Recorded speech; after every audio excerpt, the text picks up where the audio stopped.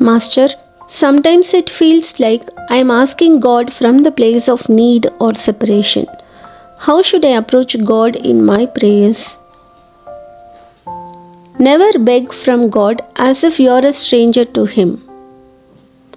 You are His child. When you beg, you place a distance between yourself and the divine, forgetting that He is your loving Father. Instead of pleading with Him like a servant, demand of Him as a son or daughter. Pray to God as His own, knowing that He already wants to give you all you need. A child does not beg his father for daily bread. He knows his father will provide it.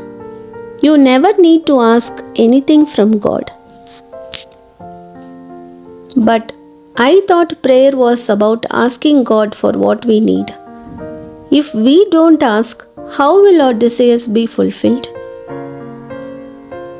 God doesn't need to be reminded of what you require. It is not necessary to say, Lord, I need this, because He already knows. The best prayer is to ask God to give you wisdom and strength to get along without the things you think you need. Often you ask for the wrong things. Many times in life, after you have suffered for years, you realize that what you thought was best for you turned out to be the worst thing. Why not then ask for what is good for you rather than insisting on the fulfillment of your desires? That sounds ideal, but what if someone is struggling with the real needs like food or shelter? Should they just not ask for help? I am not saying that a man should not strive for his material welfare or that he should not pray, but he must learn to pray rightly. I remember one story I often share. A boy was traveling with his father.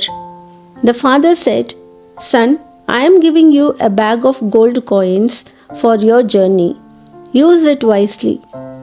But the boy, being foolish, spent all the money and soon had none left. When he begged his father for more, the father said, I have already given you what you need. It is not my fault. You squandered it. The moral here is that God has already given us the greatest treasure, the power of His Spirit within us. We can use that power wisely or waste it on trivial desires. When you use your energy, will, and divine connection wisely, you won't need to beg for anything.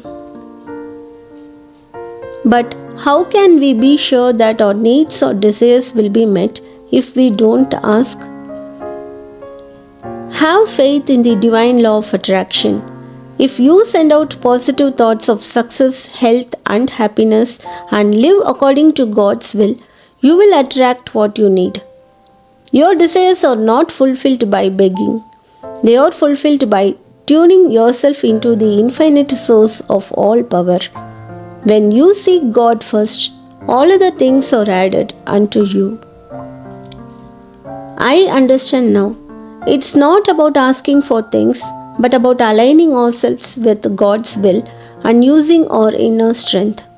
But how do we know what God's will is for us? By deep meditation and surrender to God. When you quiet your restless thoughts and go within, you will find that the desires of the soul are very much different from the desires of the ego. The soul longs for peace, joy, and wisdom. By communing with God daily, you will begin to understand His will and realize that the fulfillment of His will brings the greatest satisfaction. When you seek God and live in harmony with His laws, you will automatically draw to yourself what is right for you